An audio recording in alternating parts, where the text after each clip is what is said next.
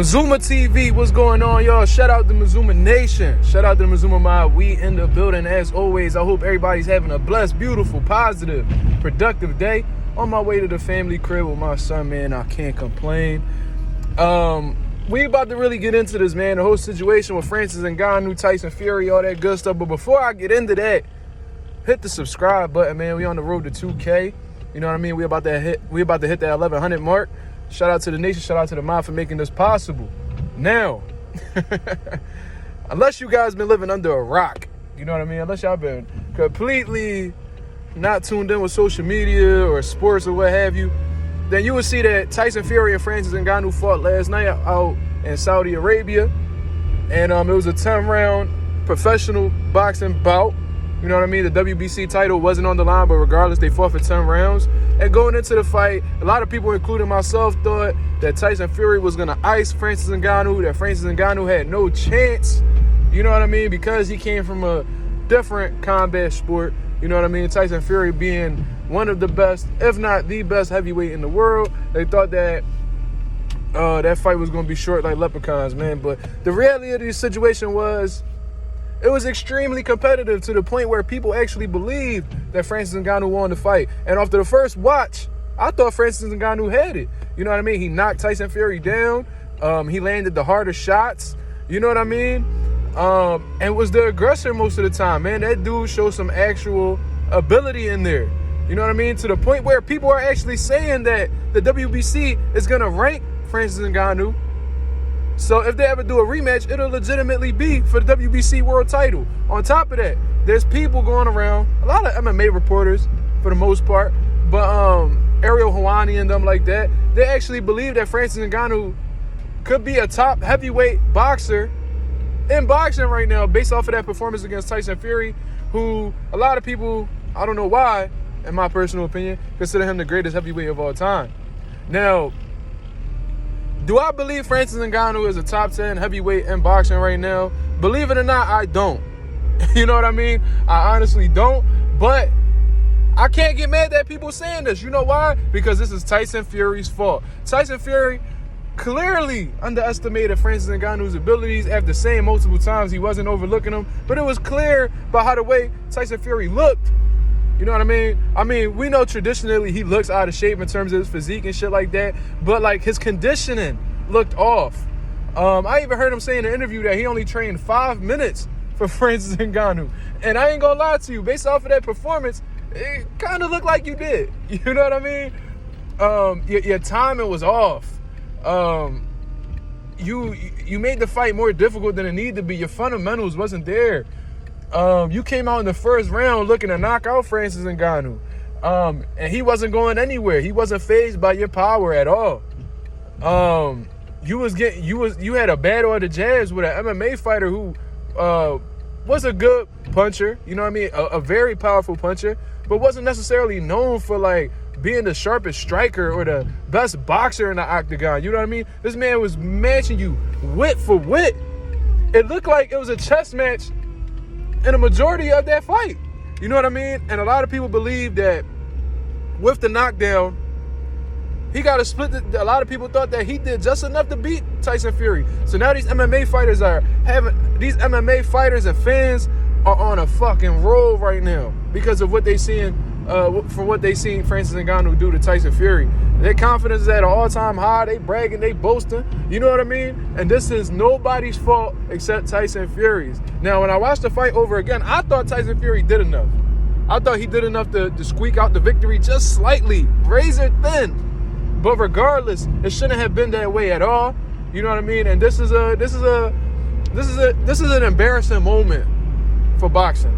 You know what I mean? This is an extremely embarrassing moment for boxing because we're not going to sit here and lie. Boxing and MMA does have a rivalry. You know what I mean? There is a rivalry between the two. MMA fans think we better than MMA fans think that MMA is better than boxing, and vice versa. You know what I mean? So with that being taken into consideration, it's like, damn, it's like they might not have won it technically, but they feeling like they got some type of moral victory going on right now. You know what I'm saying? So this is a huge, even though Tyson Fury won, it's a huge L for the boxing community. You know what I mean? And Now you got Alexander Usyk out here confident than a motherfucker. You know what I'm saying? Alexander Usyk, if you go back to boxing scene, and I spoke about this on one of my lives not too long ago, he was saying that he felt like he needed more time for preparation with Tyson Fury. He said that he had some injuries at the Dubois fight or during the camp during Dubois, I'm not sure. And he said that he needed more time to heal. He said that everything's not all right now, but it'll be taken care of. And I ain't gonna lie to you, it seemed like he was pretty discouraged. You know what I mean? He seemed like he was pretty discouraged going up against Tyson Fury in that moment. But after that fight, and Alexander Usyk being in the crowd, now, all of a sudden, he wants to fight on December 23rd after saying that he needed more time to prep. You know what I'm saying? Now he's standing on it. He was like, yeah, we got to fight December 23rd for sure. Yeah, we definitely got to get that on. Yeah, we got to make this fight happen. You know what I mean? That's what the contract says. That's what we have to follow through with. It's crazy how the tables turn. It's crazy how the tables turn because Tyson Fury was just saying the same thing. Tyson Fury was saying after Usyk said that stuff about his injuries, Tyson Fury was like, nah, he got to fight December 23rd. That's what's in the contract. That's what the higher-ups told me. And if he violates it, he's going to get sued. You know what I mean? But now Frank Warren is coming out here and saying that December 23rd is not a good date. We should push this to January, February. You know what I'm saying? So at one particular time, Usyk was like, yo, I don't want to fight on December 23rd. And Fury was like, yo, you ain't got no choice. That's what's in the contract. So you either going to fight me or you going to get sued. Now that Fury had that shitty performance and pretty much took an ass whooping in this fight, now he wants to fall back and wants to bring it back around earlier at the top of this new year. And Usyk's like, no, where you going? Where you going? No, I got you exactly where I want you. No, you gonna fight, motherfucker. You know what I'm saying?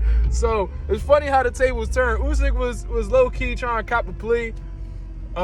Fury was like, no. Now Fury copping a plea off of that performance he just had.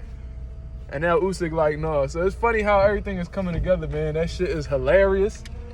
And that's what happens when you underestimate an opponent. You deal with situations like this. You know what I mean? You deal with situations like this.